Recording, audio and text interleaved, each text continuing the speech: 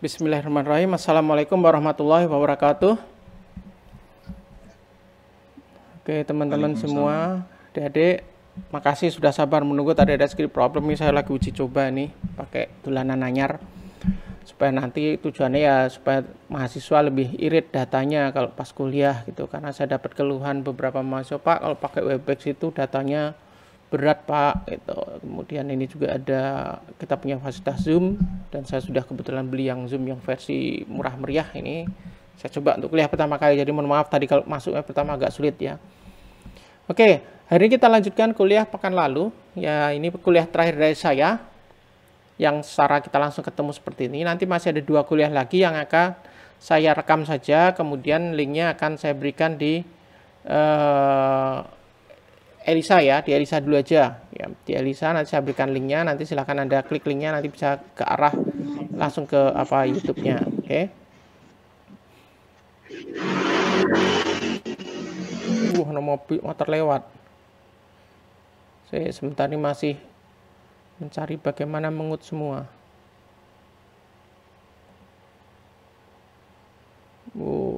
Mute all, oke.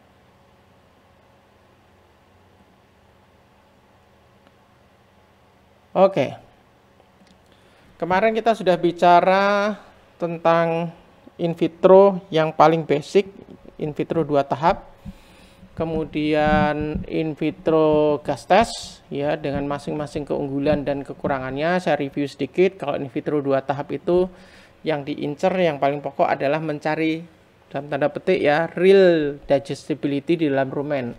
Kecerahannya sungguh dalam rumen. Kenapa? Karena betul-betul yang diukur adalah berapa yang tersisa bahan pakannya di dalam tabung reaksinya itu.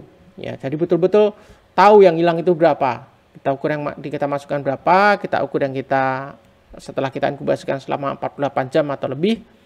Kita ukur nanti sisanya, berarti yang hilang diasumsikan yang terserna. Persis seperti yang di in vivo yang kita gunakan pakai ternak langsung. Nah, kalau gas test itu berdasarkan teori bahwa saat terjadi degradasi atau pencernaan bahan pakan di dalam rumen, pasti akan tercipta muncul gas. Yang paling besar adalah karbon dioksida, kemudian ada metan, kemudian ada oksigen sedikit, dan nitrogen dan gas-gas yang lain. Jumlah sedikit, tapi terbanyak adalah karbon dioksida. Dengan asumsi semakin tinggi pencernaan, fermentasi yang terjadi juga seiring, semakin tinggi, gas yang diproduksi semakin tinggi. Sehingga makin banyak gas yang diproduksi, berarti kecernaan makin tinggi, kira-kira seperti itu. Ini secara tidak langsung ya, jadi sebenarnya maka hitung-hitungannya ada istilah nanti degradasi teori, bukan the real degradation ya, karena bukan degradasi yang sesungguhnya, karena banyak mengasumsikan kalau gasnya banyak berarti kecerdasannya tinggi. Kemudian yang ketiga yang akan kita diskusikan bersama-sama adalah desiculture. Desiculture itu merupakan salah satu teknologi yang dikembangkan oleh Ancom. Ini sebenarnya mirip dengan gabungan antara in vitro 2 tahap dan insaku ya. Nanti setelah in vitro ini kita akan bicara insaku sedikit ya. Insaku prinsipnya bahan pakan dimasukkan di dalam kantong-kantong nilon, kemudian dimasukkan di dalam rumen sapi, dibiarkan situ selama waktu tertentu yang kita inginkan, 2 jam, 4 jam, 8 jam dan seterusnya, bahkan sampai 96 jam. Setelah itu kita ambil, karena di dalam rumen terjadi proses degradasi pakan, proses pencernaan pakan, maka bahan pakan di dalam kantong-kantong nilon itu juga akan ikut tercerna. Dan kemudian saat kita timbang, pasti kantong nilon itu lebih ringan daripada saat kita masukkan. Artinya ada yang hilang, dan yang hilang itulah diasumsikan dengan tercerna. Jadi mirip sebenarnya dengan in vitro, cuma kalau dengan in vitro 2 tahap. Tapi kalau in vitro 2 tahap itu kan sampel langsung masuk ke dalam tabung, kemudian satu tabung satu sampel. Kalau ini nanti di insaku, satu sapi bisa 36 buah kantong ya. Dan ini dikombinasikan di desiculture. Desiculture seperti Anda bisa lihat gambar di sini. Ini bentuk alatnya seperti ini. Ini seperti seumpama ini rumen sapi. Ya. Jadi satu alat ini berisi Anda bisa lihat sini ada 1, 2, 3, 4, ada 4 toples. Setiap toples itu seolah-olah 1 buah rumen sapi. Jadi Anda punya 4 sapi di sini. Punya 4 sapi. 4 sapi di sini dalam satu wadah. Ya, ini kebetulan gambarnya ada 2 nih. Dulu waktu saya S3 ini saya pengelakuan seperti ini. Ya. Dalam setiap toples ini bisa diisi dengan sampai 25, 24, 25 buah kantong. Dari ada 4 toples, 4 jar dalam satu alat, sehingga ini seakan-akan bisa menampung 100 sampel sekali jalan. Jadi sangat-sangat efisien. So far dari semua in vitro yang saya lihat, ini yang paling efisien karena bisa langsung sekali running itu 100 sampel kita running. Di Insaco kita satu sapi pol-polnya 36. Ya kalau dipaksa-paksa 40 bisa lah, tapi ya kurang begitu sip gitu kan. Kurang begitu ideal ya. Kalau ini bisa 100. Jadi cukup efisien. Nah, maka dia bilang di sini sangat efisien karena biasa 100 sampel sekali running. Kemudian jumlah tenaga juga lebih sedikit. Nah, ini seolah-olah Anda kan memelihara 4 ekor sapi dalam satu wadah ini. Berarti 2 buah jajar ini sudah 8 ekor sapi. Ya. Kemudian ini seperti Insaco, seperti gas test. Karena bisa menampung jumlah sampel banyak, kita bisa nanti kantong dimasukkan bersama-sama semua 100, kemudian 2 jam diambil beberapa. Artinya kita tahu degradasi selama 2 jam itu berapa persen. Setelah itu 4 jam kemudian ambil lagi kantong yang lain. Kita akan tahu degradasi 4 jam berapa persen. 8 jam diambil lagi, 12 jam dan seterusnya sampai 96 jam bahkan mungkin lebih ya. Itu akan bisa nanti setiap jam akan kita buat degradasinya makin lama makin naik, kemudian melandai akan menjadi suatu grafik sama seperti yang saya gambarkan saat di gas test kemarin ya. Jadi akan muncul grafik yang seperti di gas test sehingga kita bisa melihat kinetik digestinya dari kinetik dari bahan pakan tersebut. Kita bisa melihat potensinya, oh ternyata bahan pakan ini paling cepat terdegradasi di jam-jam awal, di 2 jam, 4 jam, atau mungkin dia justru terdegradasinya setelah beberapa jam, sehingga kita bisa mengkategorikan bahan pakan itu sebagai cepat terdegradasi atau lambat terdegradasi berdasarkan kinetik degradasi yang muncul di sini. Nah, bedanya apa dengan dengan gas test? Sama-sama bisa menunjukkan kinetik degradasi, tapi bedanya adalah kalau gas test itu berdasarkan gas perkiraan. Ya, perkiraan. Kalau ini boleh dikatakan mirip dengan tile enteri yang 2 tahap. Betul-betul real bahan pakan berapa yang hilang. Ya. Jadi kalau bagi saya pribadi ini lebih real daripada yang gas test ya. Ya, dan ini juga nanti bisa menghitung seperti gas test, kecepatan degradasinya berapa, nilai B-nya berapa, potensi degradasi berapa dan seterusnya. Ya. Tapi ini sama juga dengan tile enteri yang 2 tahap maupun gas test dan desiculture, semuanya sampel hanya dalam kantong kecil atau jumlah yang sangat kecil di sini. Sehingga pakan bagi mikroba dalam rumen terbatas. Kemudian sama dengan in vitro yang lain, semua menggunakan material atau kontainer berupa tabung kaca. Ini tabungnya besar bentuk toples ya. Dan sampai sekarang belum ada teknologi yang bisa membuat dinding kaca ini mengabsorb VFA dan juga NH3.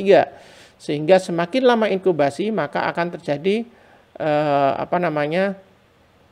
akumulasi VFA sehingga campuran dalam jar ini, dalam toples ini, cairan rumennya semakin lama semakin rendah pH-nya, semakin asam, dan itu tidak ideal bagi mikroba rumen ya. Jadi makanya dia hanya bisa dilakukan dalam waktu yang pendek karena tidak ada perputaran bahan pakan, tidak ada perputaran cairan rumennya. Oke. Nah, ini alat yang kita gunakan, bahan yang kita gunakan, kita menggunakan kantong khusus dari Ancom ya. Ini kemarin kami beli di lab, harganya itu satu kantong kita perkirakan sekitar 15.000, cukup mahal. Tapi kalau kita punya alatnya cukup lengkap, ini bisa nanti sekalian untuk NDF, ADF, ADL, bahkan untuk lemak dalam satu kantong dengan satu sampel. Jadi sebenarnya sangat efisien kalau kita rangkaian alatnya punya ya. Sementara di lab TMT baru punya yang NDF dan ADF yang baru kita datang pekan lalu ya. Ini cita-cita saya suatu saat ya desiculture kita juga punya sehingga rangkaiannya semakin lengkap. Nah, ini prinsipnya sampel kita masukkan segini dalam jumlah tertentu ya, hanya sekitar setengah gram. Kemudian kita seal, kemudian ini tinggal kita masukkan ke dalam kontainernya itu, ke dalam toplesnya itu. Biasanya kalau kita mau melihat kinetik, katakanlah kita melihat 7 titik, 2 jam, 4 jam, 8 jam, 12 jam, kemudian 12 jam, 24 jam, 36 jam, dan mungkin 48 jam, mungkin sampai 48 jam aja. Bisa juga sampai 72 dan 96 kalau bahan pakannya jelek ya. Misal 7 titik itu berarti akan ada 7 kantong dikali dengan jumlah replikasinya. Misalnya replikasinya 3 atau 5 gitu kan. Berarti 3 kali 7 titik kita sudah akan dapat. 3 kali 7 titik kan berarti hanya 21 kantong untuk satu treatment. Itu bisa dimasukkan dalam satu toples. Ingat tadi toplesnya kan 4 ya.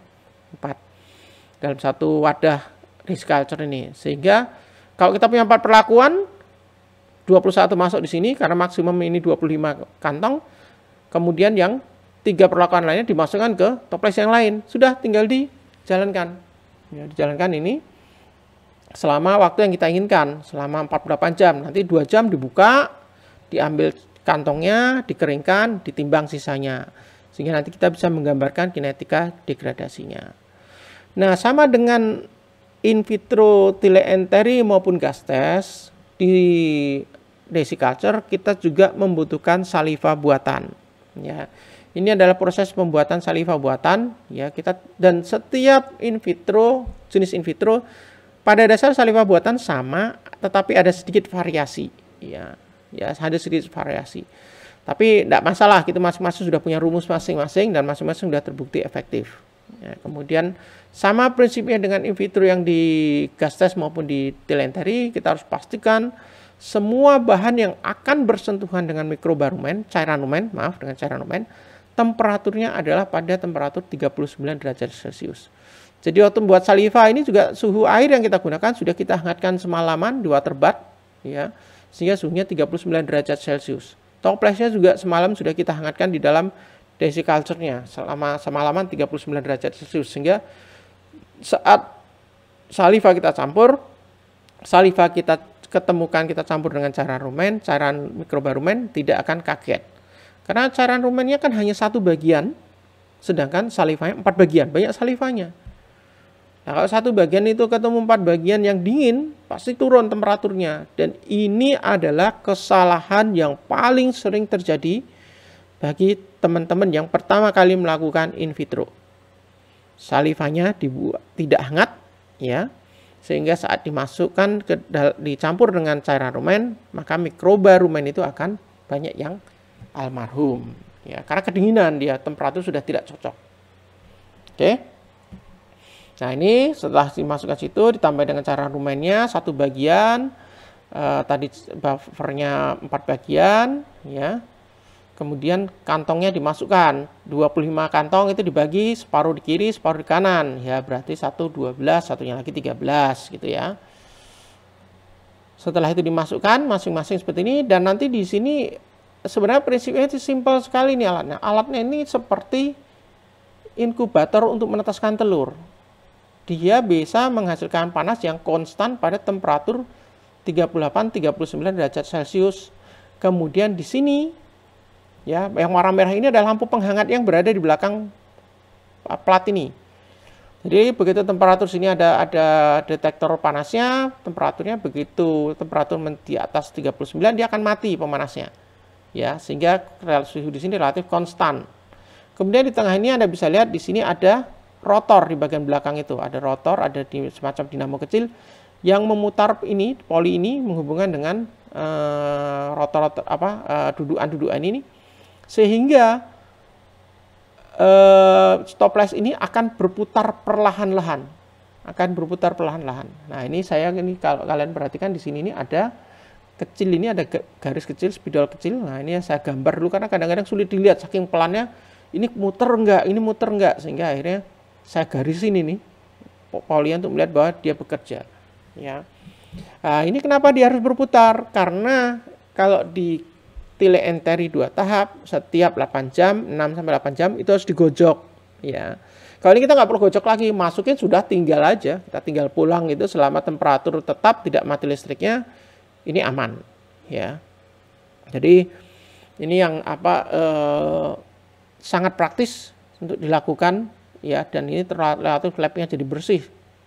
Ini punya 2 berarti ada 8 sapi seperti yang saya sampaikan tadi. Karena setiap toples artinya seperti 1 ekor sapi.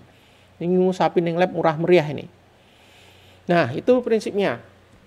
Nah, kemudian yang keempat ada yang lebih canggih lagi. Ingat, makin ke belakang makin canggih, tapi tidak berarti itu yang terbaik. Mana yang terbaik ada tergantung data yang kalian butuhkan, data yang kita butuhkan. Ya, kalau data kita butuh kecernaan saja 48 jam, delay entry mungkin paling gampang. Kalau kita butuh mengetahui potensi suatu bahan pakan, berarti kita harus tahu kinetik degradasinya. Berarti pilihannya gas test atau tadi desiculture, ya. Kalau sampel kita banyak, ya mungkin desiculture lebih efektif daripada gas test. Karena seperti tadi, 4 macam sampel, Anda dengan sekali running bisa 4 macam sampel, masing-masing sampel dalam tiap toples, masing-masing dengan 7 titik dan 3 replikasi. Sudah sekali jalan selesai. Penelitianmu hanya butuh waktu kurang dari seminggu, penelitian kecernaanmu sudah selesai. Luar biasa toh? Coba tanya teman-teman kakak kelasmu yang penelitian kecernaan. Berapa lama mereka penelitian kecernaan? Bisa sebulan paling cepat, 2 bulan biasanya. Ini seminggu nggak ada, hanya 2 hari selesai. Ya. Nah, kalau pakai gas test, ya bisa 4, tapi dikalikan banyak itu. Jadi tetap ini yang paling desiculture itu yang paling efisien kalau dari segi jumlah. Nah, tiga-tiganya tadi yang sudah saya sampaikan punya masalah yang sama. Ya. Punya masalah yang sama. Masalahnya adalah lama waktunya terbatas.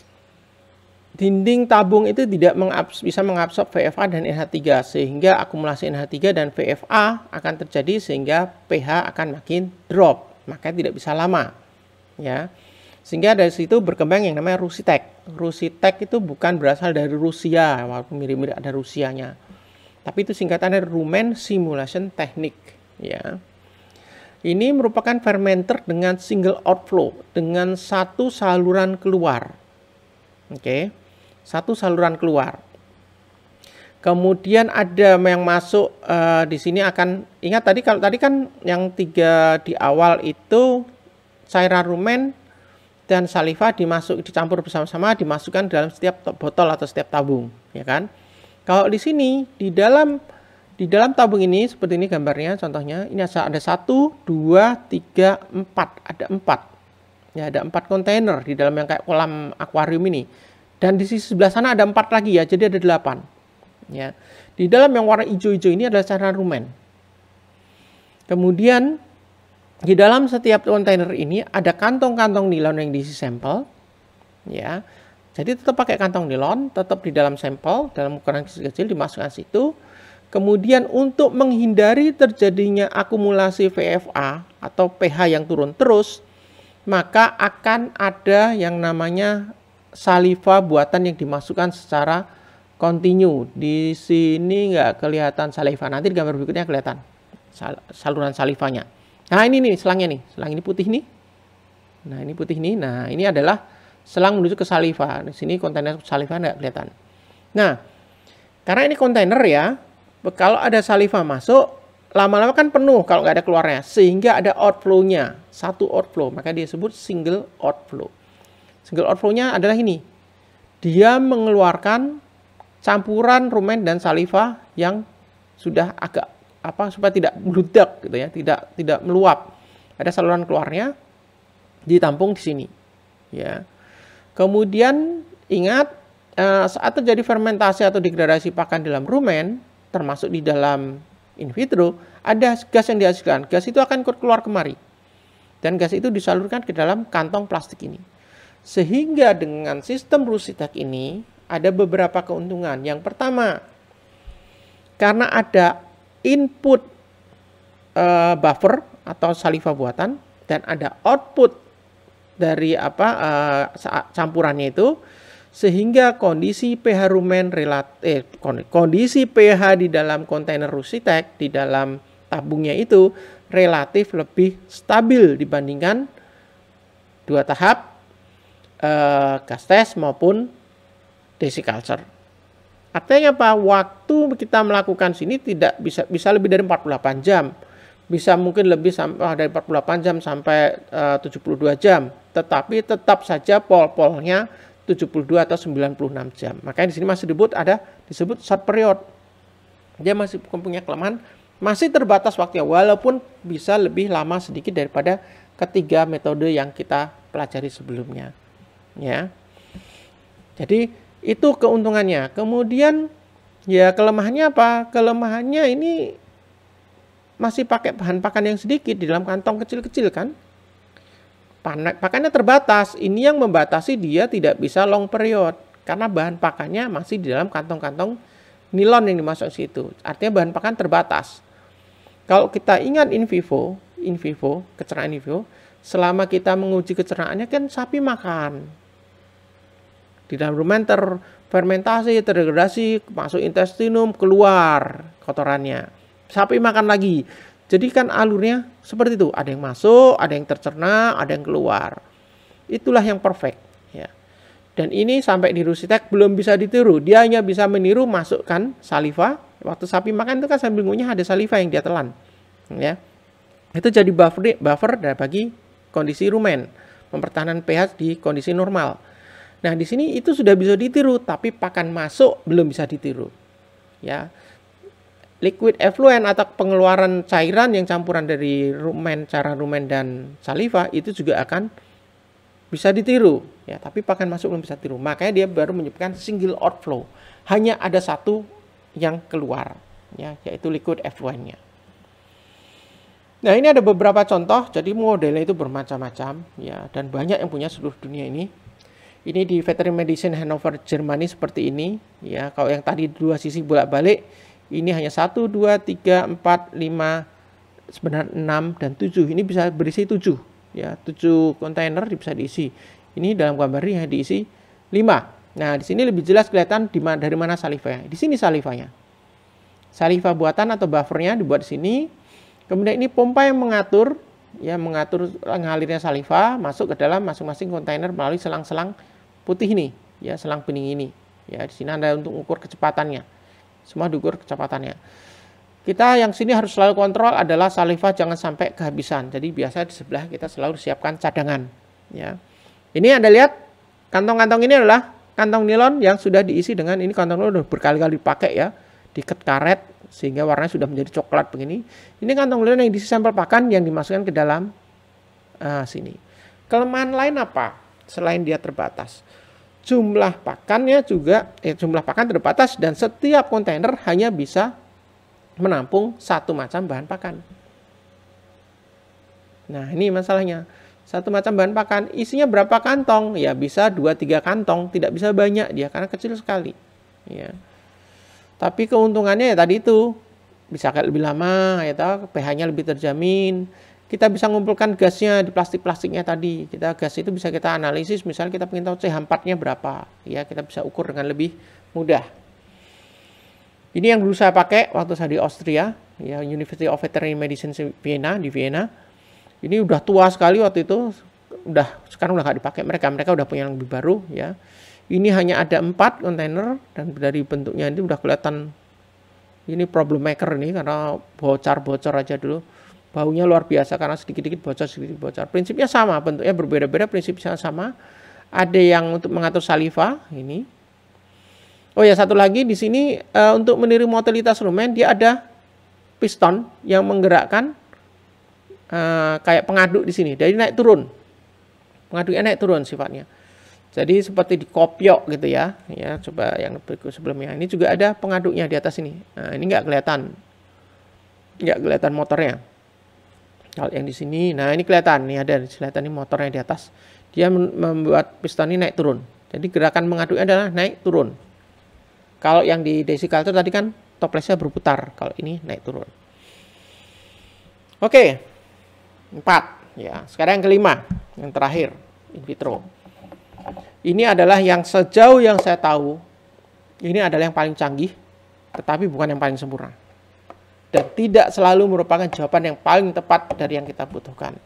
Ya, itu biasanya dinamakan dengan continuous culture. Kenapa continuous culture? Karena prinsipnya seperti culture batch di dalamnya, kemudian dia flow-nya secara continuous, ya, secara continuous. Ada dual flow. Kalau tadi Rosita kan hanya single flow. Kalau ini dual flow, ya dual flow, satu keluar sama dengan Rusitek, cairan campuran itu keluar, dan ada yang masuk. Yang masuk itu apa? Kita bisa ngasih makan ini. Jadi pakannya itu tidak dalam kantong-kantong, tapi kita makani seperti makani sapi kita masukkan. Nanti saya terangkan, ya. Sehingga ada yang menyebutkan dual flow system, dan ada yang menyebutkan tetap single outflow, ya. Outflow-nya satu, flow yang satunya lagi adalah masuk. Nah, karena ada pakan masuk, ada keluar, ya otomatis pH bisa dijaga karena cairan rumen campuran akan keluar, pH akan bisa dijaga, tidak drop. Karena selalu ada suplai pakan yang kita beri makan sesuai dengan kalau penelitian kita, misalnya kita sapinya kita rancang 2 kali sehari, pagi sore ya kita kasih makan pagi sore. Sama, 3 kali sehari ya kita kasih makan 3 kali sehari. Sehingga dengan sistem seperti itu selalu ada suplai pakan bagi mikroba rumen di dalam tabung-tabung ini. Ya. Karena suplai pakan otomatis inilah ya satu-satunya dari in vitro sejauh yang saya tahu yang bisa dilakukan dalam waktu yang cukup lama. Bisa sampai seminggu, 2 minggu, bahkan sebulan tergantung pakan yang digunakan. Ya.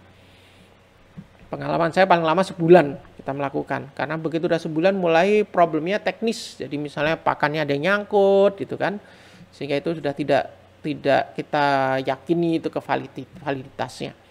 Tapi secara teori ya, secara teori ini bisa untuk waktu yang lama. Oke. Nah, ini seperti ini gambarannya ya. Kemudian kita tunjukkan dulu gambarnya. Oke. Ini gambarnya seperti ini. Oh, kebablasan. Ini ada 4 unit. Waktu itu di Utah State University tempat saya ambil S3 itu, dan ini penelitian saya, ada 8 unit mereka punya. Ya, saya punya cita-cita suatu saat lab kita juga punya seperti ini, tapi entah kapan karena harganya mahal ya. Tahun 2011-2013 itu harga satu unit itu sekian, ya mulai dari atas sampai bawah lengkap, itu $8.000. $8.000 itu berapa sekarang? Kalikan 16.000. Hitungnya DW ya. Mereka punya 8 unit, silahkan kamu hitung berapa. Ya, kita buat kalau Indonesia. Nah, prinsip kerja seperti apa? Prinsip kerjanya sebenarnya hampir sama dengan Rusitek. Jadi dinding ini, kontainer ini ada 2 lapis. Ini terjadi double jacket istilahnya. Anda mungkin yang putra-putra, yang mas-mas ini tahu yang namanya mesin mobil atau motor yang pakai radiator. Mesin mobil kan pada radiatornya. Itu mesin itu sebenarnya jangan dibayangkan itu cuma 1 lapis besinya, itu 2 lapis. Di antara bagian dalam dan bagian luar itu ada air. Nah, itu fungsi radiator. Air yang diputar situ gunanya apa? Mendinginkan mesin yang di dalam. Air itu nggak bercampur dengan mesin, tidak bercampur dengan oli dan segala macam, dengan throttle yang ada di dalam, tidak. Tapi dia di bagian luar, kemudian di luar ada jaketnya lagi, ada lapisannya. Oke.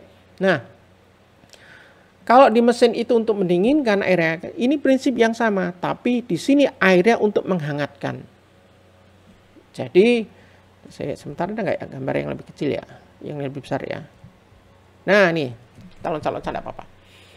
Ini gambarnya yang lebih dekat kelihatan ya. Ini hampir tidak kelihatan double jaketnya karena memang ya ada bayangan tidak kelihatan. Tapi ini bagian luar, di dalam ada lagi. Jadi rumen ini yang Anda lihat cara rumen ini dan material yang ada di dalamnya ini tidak menyentuh dinding yang ini sebenarnya. Di antara sini masih ada air. Di sini masih ada air ini. Kalau yang atas lapis, tidak 1 lapis. Ini untuk nutupnya di sini bukanya. Jadi kuncinya ini dibuka, ini kuncinya dibuka sini. Kuncinya ini dibuka tutup. Ini 1 lapis yang buah 2 lapis. Di antara lapis dalam dan luar itu ada air masuk. Ini dia. Ini air hangat, ya masuk. Penghangatnya ini. Di sini adalah water bath. Kemudian air akan dipompa masuk ke yang pertama di sini. Kemudian di sini menghangatkan jaketnya. Dia keluar sini, ya lewat bawah, nyambung yang berikutnya, menghangatkan ini. Jadi temperatur masih sama. Ya tidak akan turun dia di sini. Karena mengalirnya cepat. Ya, dia tidak diem gitu enggak. Ini ngalir terus. Ya, seperti prinsipnya radiator. Nah, kemudian dari sini kembali lagi masuk ke water bath, dihangatkan lagi, muter.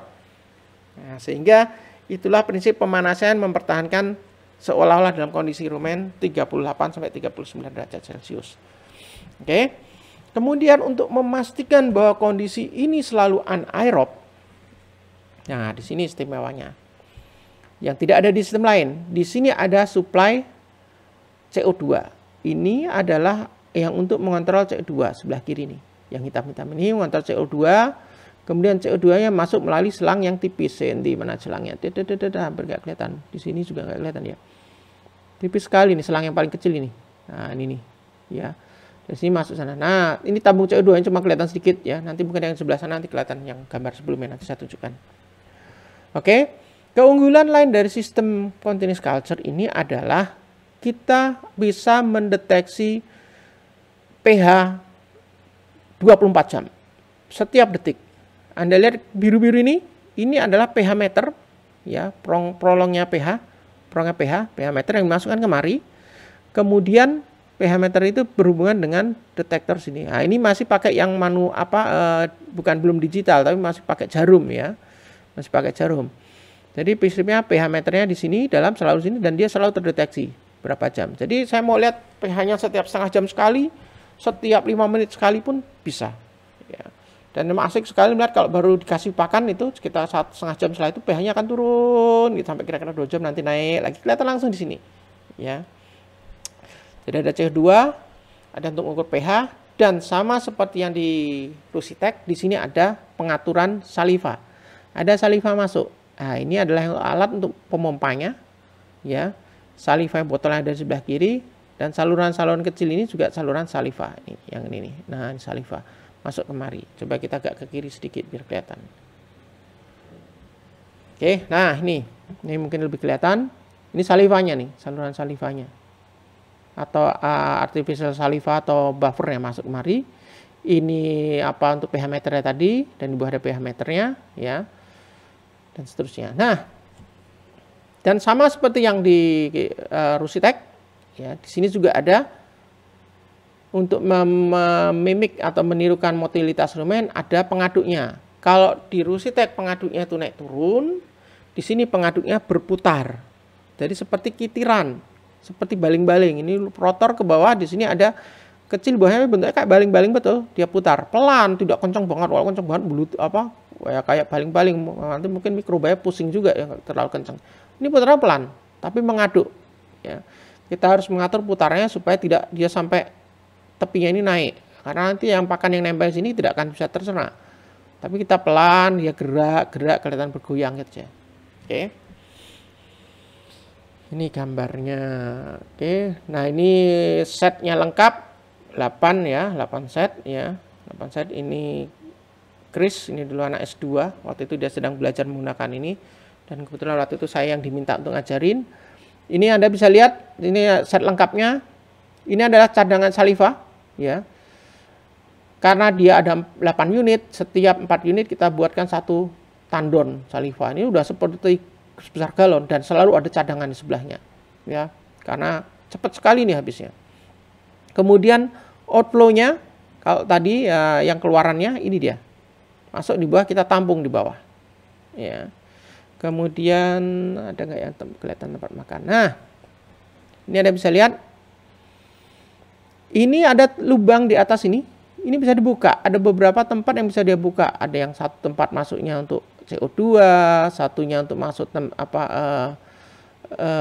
termometer. Kemudian satunya bisa kita buka. Ini adalah keluar masuk yang kita perlukan.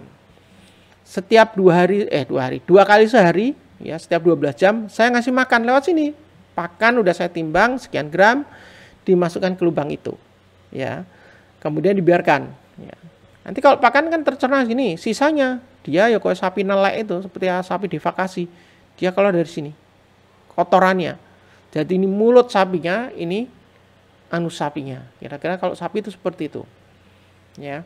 Ini yang sedang saya lakukan ini waktu itu adalah mengambil contoh cairan rumen. Ini salah satu keunggulan dari continuous culture. Kita bisa mengambil sampel cairan rumen kapanpun tanpa mengganggu proses yang sedang terjadi di dalamnya. Kalau di Tilley and Terry, gas test, ya, saat kita mengambil cairan rumen, karena jumlahnya itu hanya sedikit, hanya 50 ml, kita ambil cairan lumen sekitar 10 ml sampai 20 ml, itu kan sudah hampir separuhnya berkurang. Dan pasti akan mempengaruhi apa yang terjadi di dalamnya. Ini tidak, dia tidak akan terpengaruh. Dia tidak akan termol. Dia tetap berjalan seperti biasa. Ya, tidak akan ada pengaruhnya karena sedikit sekali. Ini isinya sekitar setengah liter. Enggak setengah liter. Iya, setengah liter kapasitasnya, setengah liter. 1 liter semua kalau sampai penuh dan tidak pernah sampai penuh, setengah liter. Jadi setengah liter kita ambil 20 ml kan tidak terasa dia. Sehingga setelah kita ambil, kita tutup lagi, kita bisa lanjutkan. Tidak perlu di stop. Kalau in vitro yang gas test maupun yang 2 tahap harus stop. Desiculture bisa nggak cara rumahnya diambil untuk analisis VFA, NH3 atau N mikroba?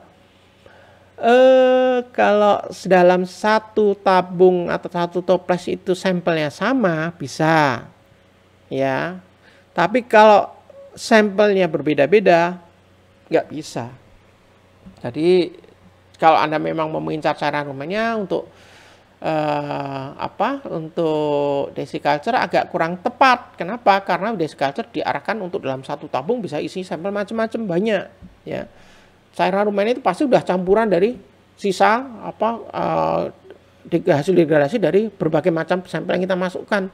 Bagaimana kita bisa mengatakan bahwa itu hasil dari hasil degradasi sampel A, sampel B, sampel C? Tidak bisa karena itu campuran. Nah, bisa dilakukan kalau dalam 1 tabung atau 1 toples itu hanya terdiri 1 macam bahan pakan saja atau 1 macam pakan saja, ya.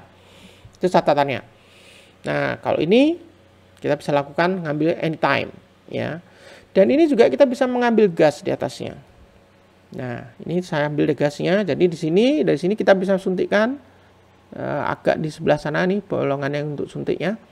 Tapi prinsipnya sama seperti ini, kita suntikkan dengan mikropipet, kita sedot gas yang di atasnya, kemudian langsung kita masukkan ke dalam GC. Kita suntikkan langsung ke dalam GC, ya. Dan ini langsung keluar hasilnya. Sekian menit keluar hasilnya. Ini keluar paling tinggi adalah CO2 keluar dulu, setelah itu baru oksigen kecil di sebelahnya dan seterusnya. Dari sini kita bisa mencatat luasannya, kemudian bisa mencatat persentase produksi gasnya. CH4-nya biasanya kita ukur CH4. CH4-nya berapa sih? Pakan kita bisa menurunkan CH4 polusi metannya apa tidak dan seterusnya. Oke. Kira-kira seperti itu untuk in vitro. Jadi sebelum ada yang lupa. Ada kelemahannya ini. Ada kelemahannya. In vitro continuous culture yang begitu canggih ini kelemahannya adalah dia difokuskan untuk mengetahui apa yang terjadi pada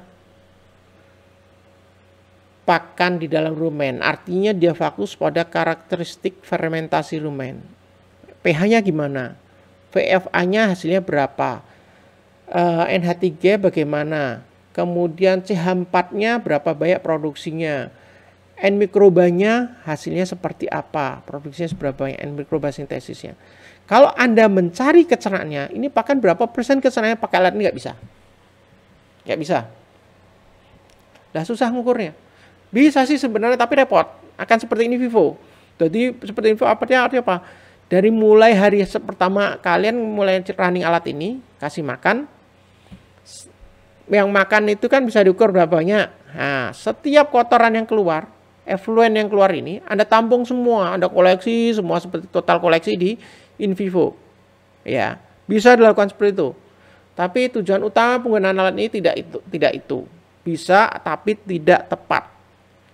Ya, jadi bisa dipaksakan. Hampir semua in vitro itu bisa dilakukan, ambil cara rumen ya iso, ambil kecernaan ya bisa. Cuma masing-masing ada fokusnya masing-masing. Seperti yang sampaikan di kuliah hari pertama ya. Ada fokusnya masing-masing. Ada yang fokus pada kecernaannya, ada yang fokus pada karakteristik fermentasinya, ada yang fokus pada full digestive systemnya seperti apa. Jadi ini harus dipertimbangkan dulu sesuai dengan apa yang kalian butuhkan, gitu ya. Oke, kelemahannya apa? Satu tabung hanya bisa 1 sampel. Makanya mereka butuh, waktu itu saya butuh 8 tabung. Karena waktu itu perlakuan saya ada 6 macam. 6 macam sehingga nggak bisa sekali running. Ya, nggak bisa sekali running. 4 macam pun nggak bisa sekali running. Karena 1 sampel ini dan belum replikasinya loh. Jadi 1 tabungnya betul-betul 1 nil. Kalau Anda butuh replikasi 2 berarti Anda butuh 2 tabung. Sehingga untuk melakukan ini Anda tidak bisa sekali running. Misalnya paling gampang Anda punya 3 perlakuan. 3 perlakuan masing-masing butuh 3 replikasi. Berarti kan 9 tabung Anda butuh. Kalau Anda punya cuma 4 biji seperti ini, berarti Anda harus running berapa kali? 3 kali. 4 kali dapat 4. 4 kali lagi dapat 4. Sekali lagi dapat 9. Jadi agak repot ya kalau untuk sampel yang jumlahnya banyak. Ini udah lebih mirip-mirip seperti in vivo. Ya. Jadi ini kelemahannya tidak bisa running untuk sampel yang jumlahnya banyak. Gitu. Oke, untuk in vitro sampai di sini ya.